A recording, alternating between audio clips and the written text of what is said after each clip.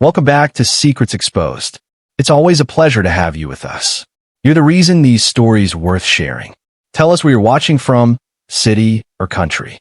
We're amazed by how far these tales reach. To get daily new and amazing stories for you, subscribe our channel and press bell icon. All right, let's begin. The night was almost over when Officer Daniel Hayes turned his cruiser into the narrow lane that led to his home. A pale mist clung to the ground, turning the street lights into yellow halos.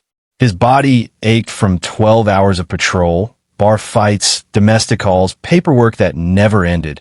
But what weighed on him more was fatigue that felt personal, the kind that came from missing bedtime stories with his daughter. He parked, shut off the engine, and for a moment sat there listening to the quiet hum of crickets. Usually, he could see the faint glow of a nightlight through Lily's window. Tonight, dark, no silhouettes, no movement. His brow furrowed. Maybe she'd finally fallen asleep early. He smiled at the thought, grabbed the lunchbox she'd decorated with stickers, and headed toward the front door. The key twisted smoothly, but the sound that met him wasn't silence. It was absence. The air felt wrong. The living room lamp was off. The faint smell of burnt toast still lingered from dinner. Her favorite pink blanket lay on the couch, but the TV remote was on the floor, batteries scattered like someone had dropped it in a hurry. Lily, his voice echoed softly. He set down the lunchbox and walked deeper inside. The kitchen light flickered when he flipped the switch. He meant to fix that. The clock above the stove read 12:47 a.m. He expected to hear his ex-wife's voice from the other side of the hallway, maybe picking up Lily after the custody weekend, but the house stayed still. A draft brushed his cheek. He turned. The back door stood slightly ajar, swaying against the frame. The security chain dangled broken. His chest tightened. He drew his sidearm on instinct, the officer inside him snapping awake. Lily, louder this time. Nothing. Only the faint groan of trees outside. He moved room to room, clearing corners like he'd done 1,000 times on duty. Bedroom, empty. Closet, empty. Bathroom light still on, tap dripping. Her toothbrush lay on the floor. The stuffed bunny she never slept without was missing. Then he noticed it, a small muddy footprint near the back door, smeared half across the tiles. Child-sized, leading outward. Daniel's pulse quickened. He stepped outside, flashlight in hand. The beam caught damp grass and trailing prints heading toward the woods behind the fence line. Beyond there was county property, thick with weeds and old sheds left from the previous owners. He told her never to go there. Please, God, he whispered. The night air was cold enough to sting. Crickets fell silent as he moved deeper, his boots crunching twigs. Somewhere far off, an owl called. Then, so faint he thought he imagined it, a cry. Daddy, he froze. It was weak, trembling, carried by the wind. He swung the flashlight toward the sound. Between the trees, half hidden by fog, a cabin stood, an old, warped structure sagging under years of rot. Its windows were webbed with grime. Daniel's breath quickened. The door hung crooked, secured by a padlock that looked freshly broken. He swallowed hard and approached. The closer he got, the clearer the sound became. A child's muffled sobs, desperate and rhythmic, echoing from inside. His hand shook as he reached for the handle. Every instinct screamed danger, but another voice, stronger, whispered, she's in there. He pressed his shoulder to the door. Lily, it's Daddy. I'm here. A faint whimper answered. With a single breath, Daniel kicked the door open. The hinges screamed. Dust exploded into the beam of his flashlight, revealing spider webs glistening across every corner. And in the far end of the room, on a wooden chair bound by coarse rope, sat Lily, her eyes wide, face streaked with dirt and tears. For 1 second, Daniel couldn't move. The image burned into him. His little girl surrounded by cobwebs, spiders crawling across her cheeks, whispering through choked sobs, Daddy, help me. His gun clattered to the floor as he rushed forward, tearing through the webs with his bare hands. The night that began in silence was about to drown in screams. Daniel dropped to his knees, heart hammering against his ribs as he reached his daughter. Her small frame shook violently, breath coming in ragged bursts. The flashlight beam trembled in his hand, sweeping over the room. Rotting wood, damp floorboards, cobwebs thick as curtains. It smelled of mold, dust, and something metallic, fear. Hey, I've got you, sweetheart, he whispered, slicing the rope around her wrist with the small folding knife he carried on duty. The rough fibers had cut into her skin. Angry red welts ringed her wrists. She winced as he freed her hands, then her ankles. As soon as the last rope fell away, Lily lunged into his chest, clinging to him with desperate strength. Her tears soaked into his uniform. Daddy, he said he'd come back. He said I wouldn't get out. Daniel's throat tightened. Who, baby? Who said that? Her voice broke into a whisper. Mom's new husband, Mark. He locked me here. He said Mommy told him to. For a moment, Daniel couldn't breathe. His brain tried to reject the words, to make them sound like a child's confusion. But the way she said his name, Mark, was too certain, too afraid. He glanced around the cabin again, his flashlight revealing details he had missed before, a half-empty bottle of whiskey on the windowsill, fresh boot prints in the dust, and a rope that looked recently cut. The door's padlock was old, but the chain securing it was new, shiny steel. Someone had brought it here recently. Lily, look at me, he said gently, cupping her face. Did you see him leave? She nodded. He heard your car from far away. He ran into the woods. He said if I screamed, the spiders would eat me. Daniel's stomach twisted. He looked at her tiny arms. The dirt, the scratches, the trembling. This was no game or misunderstanding. This was deliberate. He wrapped her in his jacket, carried her outside, and breathed the night air like it was the first breath he'd ever taken. The world beyond the cabin felt too calm. The moon glowing through branches, the silence stretching endlessly. He pressed the radio on his shoulder. Dispatch, this is Officer 52. I need immediate backup at my location. Possible child abduction, suspect on foot. Repeat, child recovered, suspect still at large. Copy that, 52, the voice crackled. Units are on the way. Lily clung to his neck, her voice a whisper. Are we going home now? Soon, he said softly. You're safe now. Daddy's here. But even as he said it, his mind raced.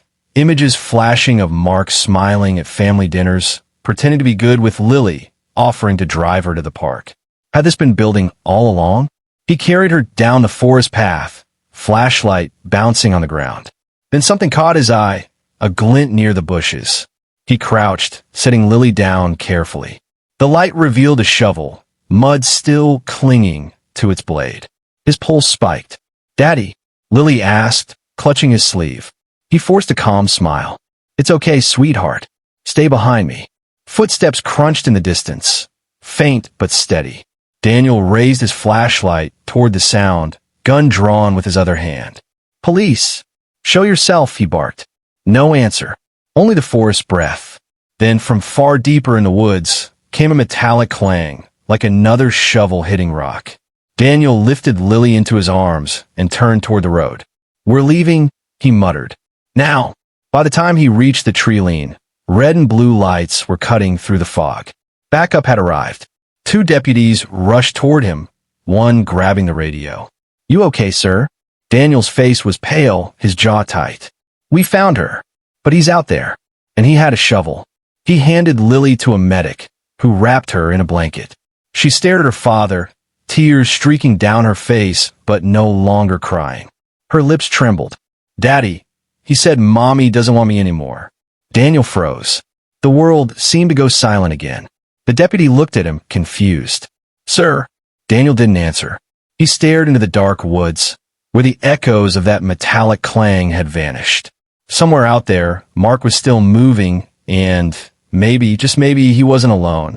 The flashing police lights washed the trees in alternating blue and red, cutting through the fog that clung stubbornly to the forest floor.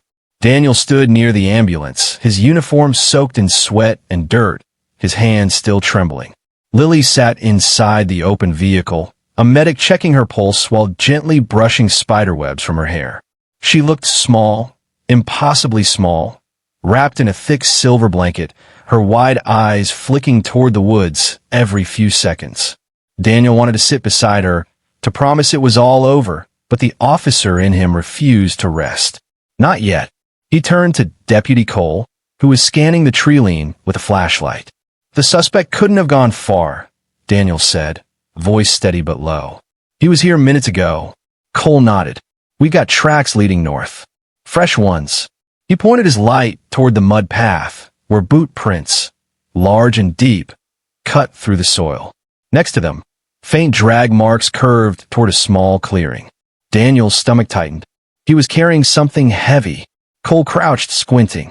Or someone. Daniel didn't answer. His gaze returned to Lily.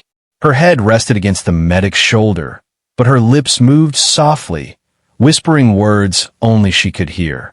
He caught fragments. He said, Mommy told him. Mommy told him. He clenched his fists. Rachel's name hadn't crossed his mind in months. Not since their custody battle ended. She had remarried, moved across town, and promised to keep things civil. But Lily had never seemed fully comfortable around her mother's new husband, Mark. Daniel had noticed the way she'd go quiet whenever his name came up, but he had assumed it was simple shyness. Now every memory replayed like evidence. The awkward dinners, Mark's forced laughter, Rachel's dismissive tone whenever Lily cried. He shook off the thought. Cole, call for a K9 unit. I want every inch of this forest searched. Already done, the deputy replied, pressing his radio. Daniel crouched near the shovel they had found earlier. Mud clung to the edge, fresh and wet, and the handle bore a faint reddish-brown stain. He touched it with a glove, then looked toward the north path. Sir, Cole said carefully, maybe you should rest. The medics can take Lily to the hospital. You've been up 20 hours. Daniel's jaw flexed. I'm not leaving until I find him. Cole nodded quietly. They moved forward together, flashlights cutting through the trees.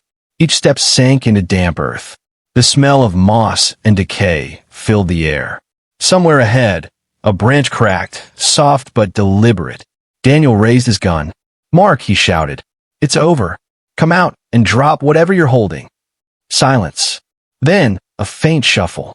They rounded a fallen log, and the flashlight beam caught a glimpse, a flash of a figure darting behind a tree. Daniel sprinted, adrenaline surging. The forest blurred around him. He leapt over roots, branches slapping his arms, his boots pounding like gunfire. Stop! Police! The figure stumbled, crashed against a tree, then disappeared into the brush. Daniel reached the clearing, empty. The only thing left behind was a phone, half buried in the dirt. He picked it up, breath heavy. The cracked screen flickered to life. One contact name glowed on the call log. Rachel. The last call had been placed less than 2 hours ago. Daniel stared at the screen, frozen. Cole caught up, panting. You got something? Daniel turned the phone so the deputy could see. Cole's expression shifted from confusion to disbelief. He called her tonight? Daniel's mind raced. If Mark was running from police, why would he call Rachel? Unless she knew. Unless this wasn't just Mark's madness. Behind them, the sound of sirens grew closer. Backup, an AK-9 unit arriving. But Daniel barely heard them. He looked at the dark screen in his hand and felt something cold settle in his chest. Sir, Cole asked quietly. Daniel exhaled, his voice barely a whisper. He didn't do this alone. Rain began to fall as dawn crept over the horizon. Thin streaks of light broke through the trees, touching the mist that still clung to the ground. Daniel stood near the patrol cars, his clothes damp, his eyes locked on the phone bagged in evidence tape. The name Rachel glowed faintly on the cracked screen, a ghost that refused to fade. Deputy Cole approached quietly, holding a thermos of coffee. K9's still tracking his scent north. But it looks like the guy doubled back through the creek. We'll lose the trail if the rain keeps up. Daniel didn't respond. His mind was a storm of questions and dread. Why had Mark called Rachel in the middle of the night, right after locking Lily away to die? Was it panic? Or coordination? Cole cleared his throat. You should head to the hospital. The medics said Lily's stable. They'll need you there. Daniel finally spoke, voice flat. No, I need to know if Rachel answered that call. He drove to the station himself, windshield wipers thudding like a heartbeat. Every passing streetlight flashed across his face, hollow eyes, clenched jaw. When he entered the precinct, the night shift officers fell silent. Everyone knew what had happened. News traveled fast when one of their own was involved. In the tech room, a young analyst named Porter swiveled in his chair. "Sir, we managed to access a few fragments from the phone before it locked." "Fragments?" Daniel asked. "Texts. Deleted, but recoverable." Porter hesitated, then turned the screen toward him. The messages were short, each one like a knife. "Mark, it's done. She's in the cabin." "Rachel, are you sure? No mistakes this time." "Mark," she screamed. He might have heard. "What now?" "Rachel, then finish it." Daniel stared until the words blurred. His breath left him in a single, broken exhale. No mistakes this time? The meaning hit like ice. This wasn't spontaneous. It had been planned. And the way Rachel's message was written, it wasn't shock. It was command. Cole entered behind him, reading Daniel's expression before seeing the screen. "Oh God." Daniel turned the monitor off with a trembling hand. "Issue a warrant. I want her brought in now." By the time they reached Rachel's house, the rain had turned heavy, drumming on the car roof like static. Her lights were on. Through the window, Daniel saw her silhouette, calm, deliberate, pouring coffee. When she opened the door and saw him standing there with two uniformed officers, her face didn't change. "Daniel," she said softly. "What's going on?" He held up the photo of the message log. "Where's Mark?" She blinked once, her voice even. "I don't know. He left last night. Said he needed air. Your husband kidnapped our daughter. Locked her in a cabin to die. He called you right after." His voice cracked despite himself. "Why did he call you, Rachel?" Her eyes flicked toward the officers, then back at him. "You think I had something to do with that?" "You tell me." Daniel snapped. For a heartbeat, her calm cracked. Just a flash of fear before she hit it again. "You always wanted to blame me for everything," she said. "You can't stand that I moved on." "Moved on?" He stepped closer. "You almost got her killed." "I would never." She stopped when he dropped the printed messages on her kitchen table. The blood drained from her face. The officers moved in as she stumbled backward. "Rachel Hayes," one of them said, "you're under arrest on suspicion of conspiracy and attempted murder." Her knees buckled. "No." He said it was just a scare.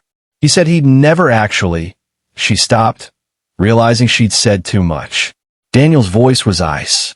"You told him to finish it." Tears filled her eyes. "You don't understand. It was supposed to fix everything." "Fix what?" Her voice cracked into a whisper. "The debt, the custody." He said if Lily was gone, you'd give up the pension. He said it'd all go away. Daniel felt his world split apart. For years he'd thought she was selfish, bitter, but not evil. Now, standing there as the officers handcuffed her, he realized he hadn't even known who she truly was. As they led her to the car, she turned once, mascara running down her cheeks. "He lied to me, Daniel. He said you'd forgive me after." The door slammed, drowning out her voice. Daniel stood in the rain, soaked and silent, staring at the empty space where she'd been.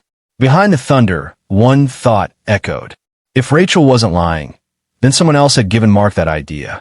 Someone who still hadn't surfaced. And that meant the nightmare wasn't over. The station was unusually quiet for morning. Rain still lashed against the windows, streaking the glass like veins.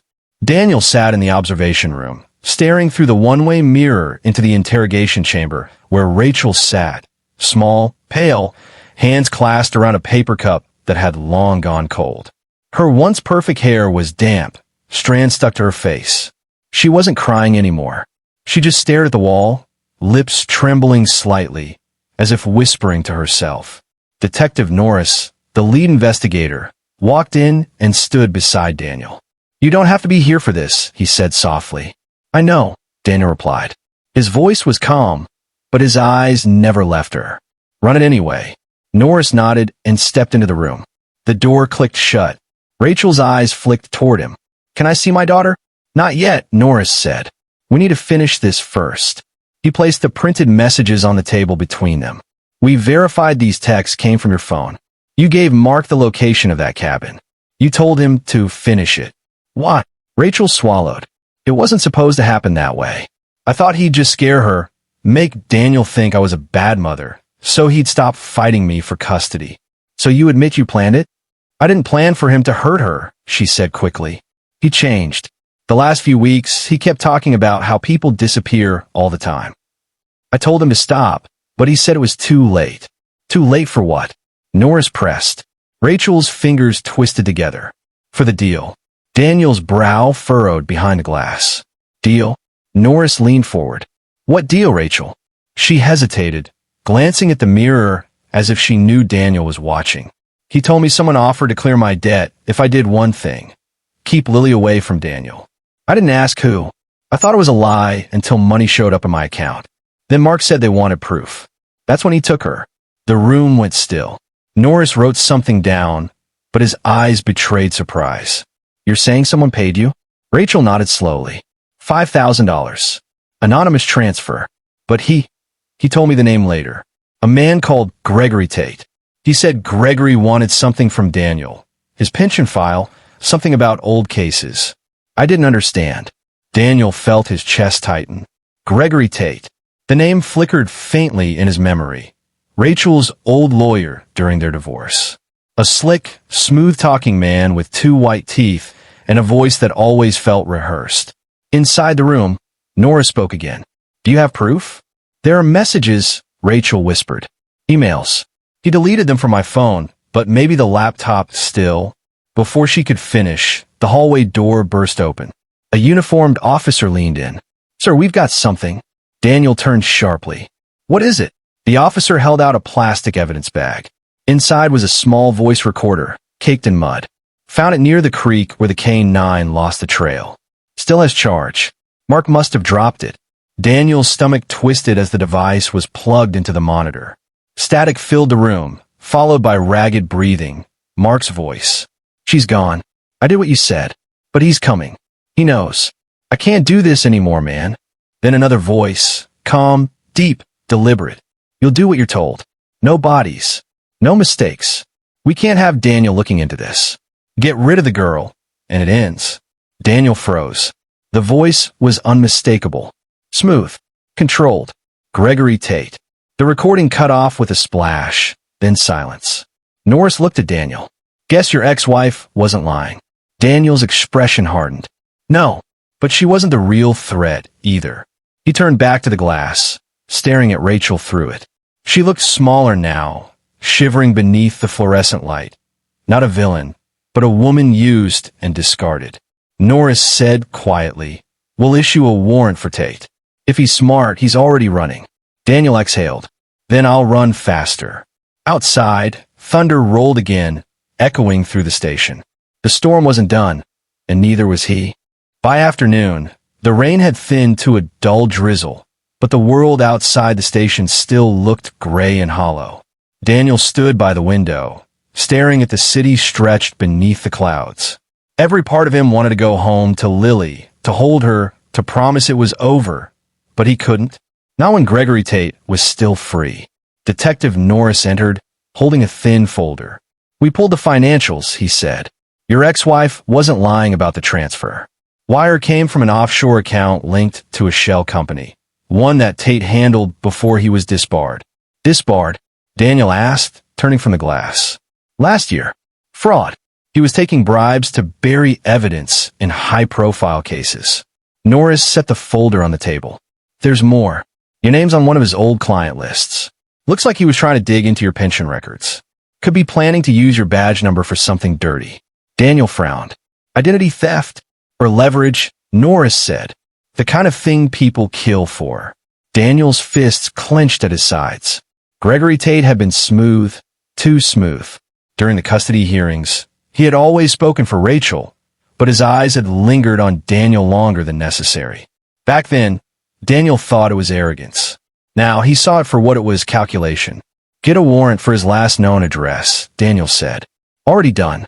They arrived an hour later at a small, upper-floor apartment in Southridge, blinds drawn, lights off. The hallway smelled of cigarette smoke and dust. A neighbor poked her head out as they knocked. If you're looking for Greg, she said nervously. He left in a hurry yesterday. Took a suitcase. Said he had to settle unfinished business. Daniel exchanged a look with Norris. He knows we're coming. They entered with a warrant. The air inside was thick with stale cologne and the hum of a fridge. On the kitchen counter, a laptop sat open but powered down. Norris handed Daniel gloves.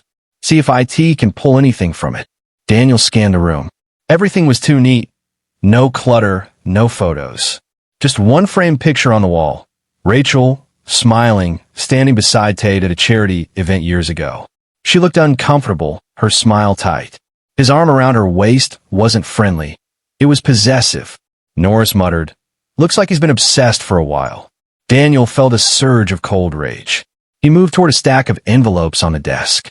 Each was marked with a number, each containing photographs. Of him, of Lily, even of their house. Surveillance shots. Some dated only a week ago. "He's been watching us," Daniel whispered. Then, in the corner of the last envelope, a single note written in neat, deliberate handwriting. "If you're reading this, you're already too late. Some things can't be undone." Norris sighed. Cryptic bastard. Before Daniel could reply, his phone buzzed. Unknown number. He hesitated, then answered. "Hayes." A low, calm voice came through the line. "You should have left it alone, officer." Daniel's muscles tensed. "Tate." A soft chuckle. "Your daughter's safe now. Be grateful. Because if you keep digging, I might change that." Daniel's throat tightened. "You touch her again, and I'll." "You'll do nothing," Tate interrupted. "You've already lost enough. I was only cleaning up a mistake your ex-wife made. But now you're becoming one yourself." The line went dead. Norris's face darkened. "He's threatening you directly. That's a federal charge." But Daniel barely heard him. His mind replayed Tate's words, cleaning up a mistake. What mistake? He stared out the apartment window. Across the street, a black sedan sat idling, its windshield glinting faintly in the rain. He couldn't see the driver, but something in his gut twisted. "Norris," he said quietly, "get a trace on that call and call for backup. Now." The detective moved fast, grabbing his radio. Daniel stepped closer to the window, hand resting on his holster. The sedan's headlights flicked on, then off again like a signal. He blinked once, and the car sped away. Sirens wailed a moment later, but the vehicle was already gone, swallowed by the rain-slicked streets. Daniel turned back to Norris, jaw tight. "He's not running from us," he said. "He's circling." Norris frowned. "What do you mean?" Daniel's voice dropped to a whisper. "He's not after me anymore. He's going back for Lily." The moment Daniel spoke those words, "He's going back for Lily," the room shifted. Norris didn't hesitate. "Get units to the hospital now," he barked into his radio. Within seconds, dispatch confirmed sirens heading that way. But Daniel was already moving. He grabbed his jacket and keys. "Hayes," Norris called. "You can't go alone." "I'm not waiting," Daniel snapped, his voice raw. "He's targeting my daughter. That makes it my case." Rain hammered the pavement as he sped through traffic, wipers fighting to keep up. The city blurred past in streaks of gray. Every red light felt like a lifetime. His thoughts raced faster than his car, Tate's words echoing. "Your daughter's safe now. Be grateful." That wasn't reassurance. It was a warning. When he reached the hospital, 2 patrol cars were already out front. Officers guarded the entrance, but the uneasy look on their faces told him something was wrong. "What happened?" Daniel demanded as he slammed the car door. One officer, young and pale, stammered, "Sir, the nurse said your daughter was moved to a different floor by a man claiming to be hospital security." Daniel's heart stopped. "What man?" "Tall, mid-40s, gray suit, ID badge with the name, Gregory Tate." Before the officer finished, Daniel was already running through the sliding doors. His boots echoed down the sterile hallway, each sound slicing through the silence like gunfire. The fluorescent lights flickered as he turned a corner and saw Lily's empty room. The bed was still warm. He pressed his hand to the wall, breathing hard. "She was right here," he whispered. A nurse approached cautiously. "Officer Hayes?" The man said he needed to take her for private testing. He showed clearance from the chief medical officer. Daniel's jaw locked. He forged it. He looked around the room, searching for anything, a sign, a clue. Near the bed, a crumpled hospital gown lay on the floor. Next to it, something small glinted under the light, a silver cufflink, engraved with the initials GT. Daniel's pulse spiked. He was here less than 10 minutes ago. He stormed back to the hallway, radio crackling. "All units, suspect is inside the hospital. Name, Gregory Tate. Gray suit, possibly armed." He has my daughter. Lock down all exits. Copy that, dispatch replied. The halls exploded into motion, security officers blocking doors, nurses ushering patients away. Daniel sprinted toward the emergency stairwell, checking each level. The faint hum of the generator and distant thunder outside blended into one long roar. Then, from the lower floor, a child's muffled sob. Lily! He barreled down the steps, weapon drawn. The basement corridor was dim, lit by a single flickering bulb. At the far end stood Tate, calm as ever, one hand gripping Lily's wrist, the other holding a syringe. Stop right there, Daniel shouted. Tate smiled faintly. Always the hero, Officer Hayes. You were supposed to die in that divorce, not her. Let her go. Can't, Tate said softly. She knows too much now. Her mother told her things. About me. Daniel's stomach turned. What did you do to Rachel? She outlived her usefulness, Tate replied coldly. You should thank me. She was planning to take Lily herself. I just expedited the process. Lily whimpered. Daniel's hand tightened around his gun. You're not walking out of here. Tate's grin widened. Neither are you. Before Daniel could move, Tate shoved Lily aside and lunged toward a metal door, firing a shot from a concealed pistol. The bullet grazed Daniel's shoulder, spinning him into the wall. Pain exploded through him, but he forced himself upright and fired back. The shot shattered the light above, plunging the hallway into half-darkness. Footsteps pounded away, Tate fleeing through the service exit. Daniel crawled to Lily, grabbing her in his arms. She was shaking but unhurt. He pressed her against his chest, breath ragged. It's okay. I've got you. Daddy, he said. Mommy's not alive anymore, she whispered, trembling. Daniel froze. His blood ran cold. He looked toward the exit where Tate had vanished into the rain. If Lily's words were true, then the nightmare had just changed shape. Rachel wasn't just guilty, she was gone. And Tate was still 2 steps ahead. Rain hammered against the hospital's side doors as paramedics rushed down the hallway. Daniel sat on the cold floor, his shoulder bleeding, his daughter clutched tightly in his arms. Blue and red lights flickered through the shattered window panes, painting streaks across the concrete walls. Detective Norris knelt beside him. She's safe. Daniel nodded weakly. He didn't get far, but he said something before he ran. He said Rachel's dead. Norris's eyes narrowed. He's bluffing. Daniel looked at him, face pale. He's not. You didn't see his eyes. He meant it. An officer pressed gauze against his shoulder. Daniel winced, but didn't let go of Lily. Her small hand clung to his sleeve, her voice barely a whisper. Daddy, he said. Mommy was in the river. The words hit like a bullet. Daniel's grip tightened. Norris exhaled. We'll check it out. Let's get a unit down by the Southridge Bridge. That's the nearest crossing from Tate's route. He turned toward dispatch, barking orders. Minutes later, Daniel was in the back of a patrol car, refusing medical treatment, his eyes locked on the road ahead.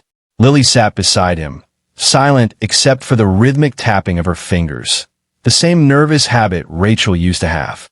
The thought twisted inside him like a knife. They reached the bridge just as the first rays of dawn bled through the clouds. The river churned violently below, swollen from days of rain. Police tape stretched across the embankment, where divers were already setting up. A sergeant jogged over, voice low. We found something about half a mile down, a car, half submerged. Daniel's pulse thudded. License plate. The officer hesitated, then held up his notepad. Registered to Rachel Hayes. The world seemed to tilt. He stepped forward until the sergeant grabbed his arm. Sir, wait. But Daniel pulled free, walking toward the muddy edge where officers were pulling the car from the water. The silver sedan rose slowly, dripping and broken, windows shattered. Through the windshield, a shape slumped over the wheel. Even before he saw her face, Daniel knew. Rachel. Her hair floated like dark threads in the current.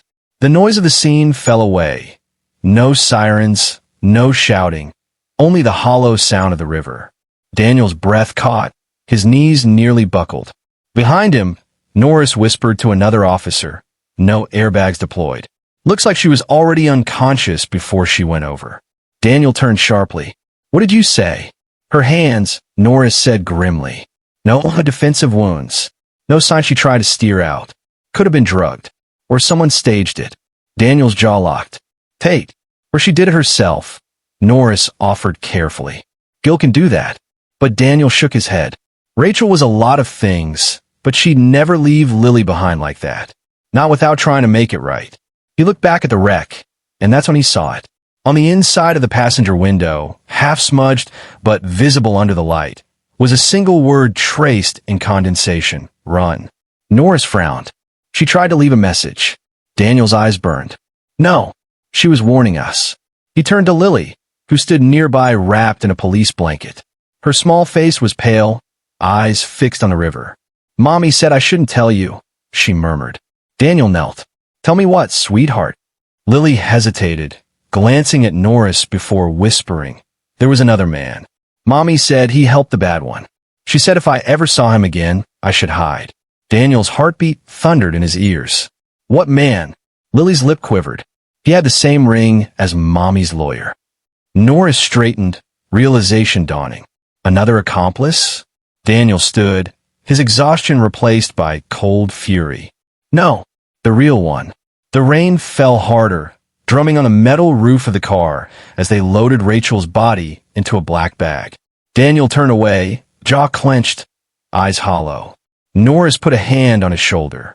You don't have to keep doing this tonight. Daniel shook his head slowly. Yes, I do. Because if Tate's not working alone, then he's still following a plan.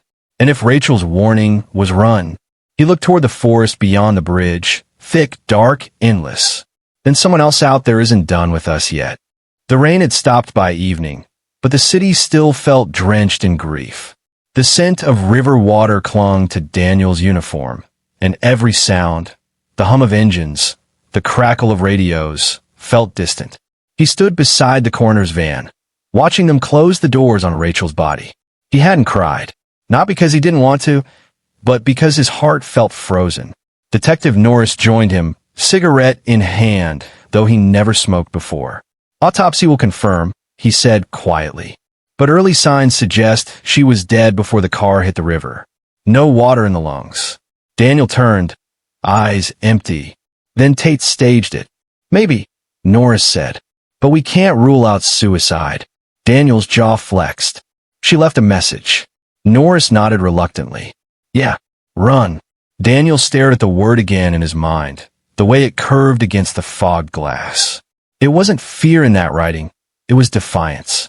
A warning to him, not a plea for help. He looked over at Lily, who sat in the back seat of his car, wrapped in his jacket, staring out the window. The blanket around her was damp from the rain, her stuffed bunny clutched in her lap. She shouldn't be here, Norris murmured. She won't leave my sight again, Daniel replied. When they returned to the station, Daniel took Lily to the break room. She curled up on the couch while he sat beside her, phone in hand, scrolling through old case files Tate had once handled. Years of records, buried settlements, forged signatures, offshore accounts. But one name appeared again and again, Alan Creed. An accountant. No mugshot, no address. Just a signature on multiple transfers, including Rachel's debt clearance. Daniel frowned. Creed. He pulled up the archived photo ID attached to one of the transactions. A clean-shaven man, mid-50s, faint scar along his chin, and on his finger, a distinctive silver ring. The same one Lily had described.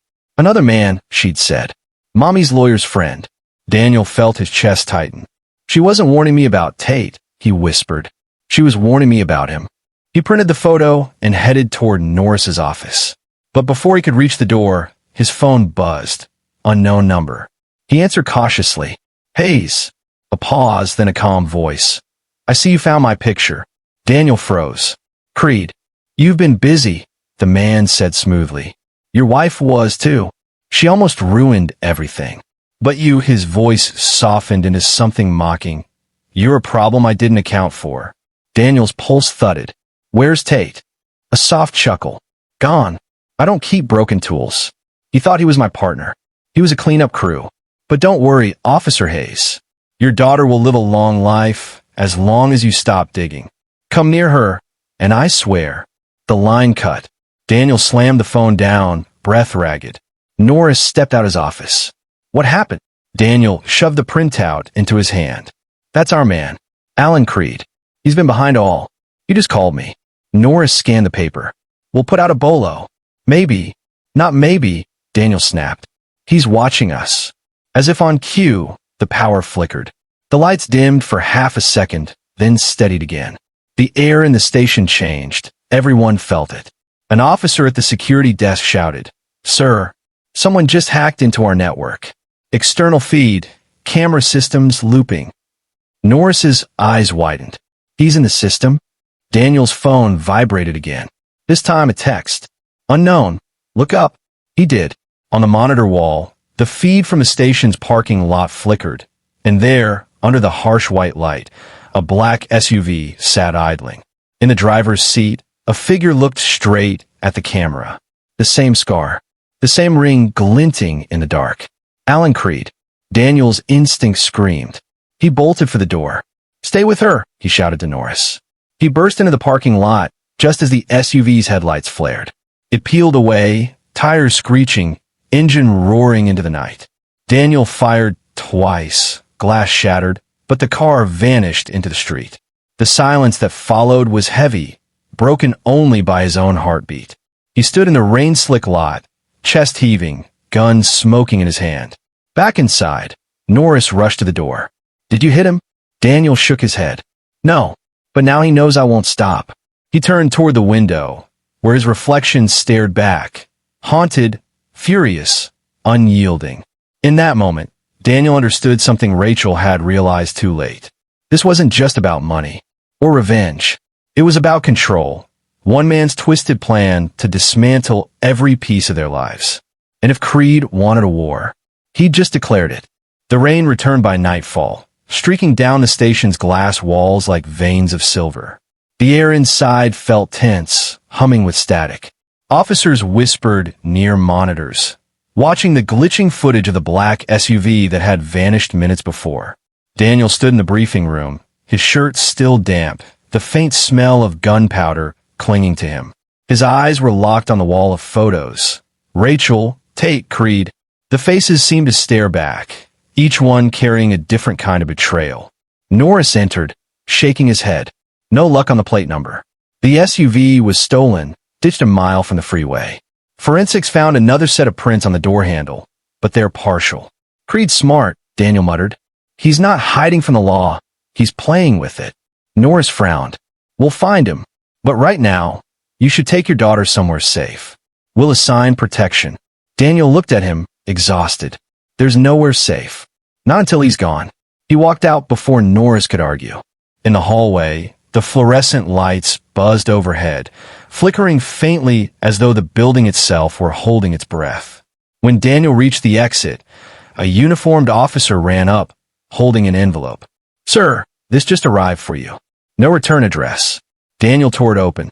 Inside was a single photograph, Lily, taken that morning outside the hospital. Behind her, blurred in the distance, was a man's shadow with a faint reflection of a silver ring. On the back of the photo, 2 words were scrawled in neat handwriting. "Let's finish." Daniel's grip tightened. "He's watching again." Norris caught up, scanning the photo. "He's taunting you." Daniel exhaled shakily. "No, he's calling me out." Within an hour, they traced the postmark to an industrial district on the city's edge, an abandoned textile mill that Tate once used as a drop site. Daniel didn't wait for backup this time. Every second felt like a countdown. He drove alone, headlights slicing through fog. As he parked outside, the building loomed like a sleeping beast, windows shattered, wind sighing through rusted beams. Inside, the air was thick with dust and echoes. "Creed," Daniel's voice bounced off the walls. "You wanted me here. I'm here." A faint laugh echoed from the shadows. "You're early, Officer Hayes. I expected you to wait for company." Daniel turned, flashlight sweeping across the vast floor. A single bulb flickered in the center of the room, hanging above a small metal table. On it sat a laptop, screen glowing. He approached cautiously. The screen displayed a live video feed of his own house. Lily's room, her stuffed bunny visible on the bed. Daniel's heart slammed in his chest. Creed's voice came through a speaker nearby. You were right to keep her close. But you underestimated how close I could get. Daniel gritted his teeth. If you've touched her, relax, Creed interrupted. She's asleep. I needed her to lure you out. You see, Daniel, this was never about your daughter. It's about what's hidden in your pension files. Your old cases, your mistakes. Daniel's voice lowered. What are you talking about? You remember the Bradshaw raid? 2011. Creed's tone turned cold. You covered for your partner, didn't you? Took credit for a shot that wasn't yours. One that killed an unarmed witness. That secret bought you a clean record, and I've been selling those records for years. Daniel froze. He hadn't heard that name in a decade. His mind reeled. You're lying. Creed's chuckle filled the room. You think Tate just stumbled into your life? I built that. I made him. Rachel was only leverage. Your guilt was the key. Daniel's throat went dry. You killed her. She killed herself the moment she tried to warn you, Creed said. Some debts can't be forgiven, only erased. A metallic click echoed from behind. Daniel spun. Too late. Something slammed into his shoulder.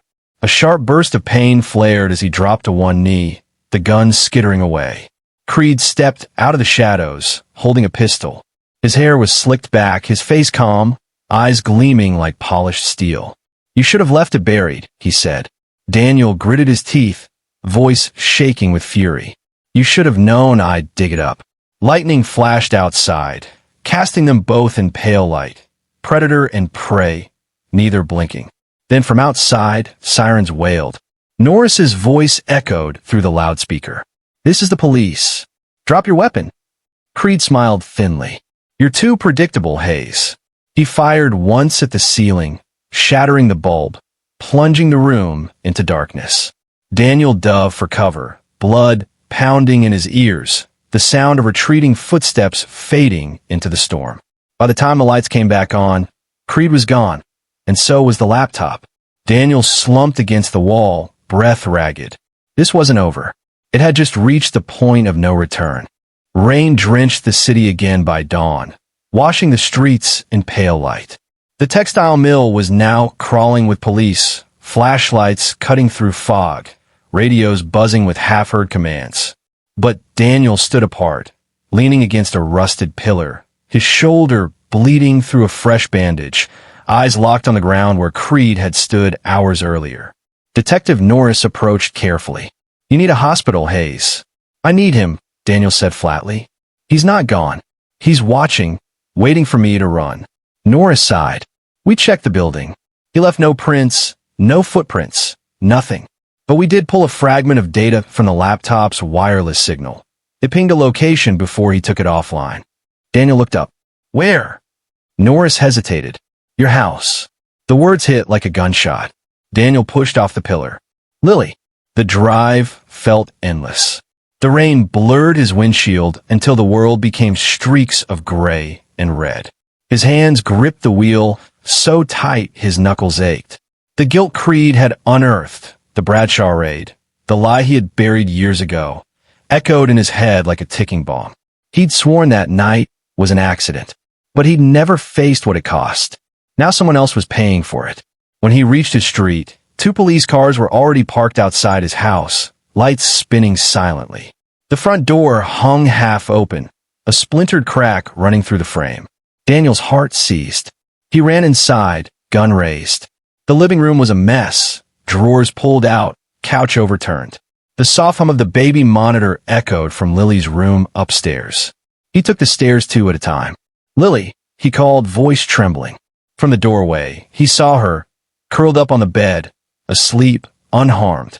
Relief crashed over him, but only for a moment. Because sitting beside her on the dresser was a phone, its screen glowing. A video message was open. Daniel pressed play. The screen flickered to life. Creed's face appeared, calm as ever, framed by the rain. Behind him was what looked like an office, shelves lined with old case files. The same archives Daniel had once signed over during his pension review. Congratulations, Officer Hayes, Creed said smoothly. You found the truth, but it's too late to save it. Every file you ever touched, every lie you ever wrote to keep your badge clean, I have it. In 5 minutes, it all goes public. You'll lose your career, your name, and your daughter's safety. He leaned closer to the camera. You see, we're not so different. You hide behind justice. I hide behind leverage. We both build our lives on secrets. The only question is, whose secret survives? The video cut to static. Daniel's chest heaved. He looked around the room, and then he noticed something else. A red dot blinking faintly on the ceiling. A camera. Live feed. He aimed his gun at it and fired. The lens shattered, sparking. Daddy! Lily stirred, eyes opening. What's happening? He rushed to her, kneeling beside the bed. It's okay, sweetheart. We're leaving. Right now. But as he reached for her coat, headlights flared through the window.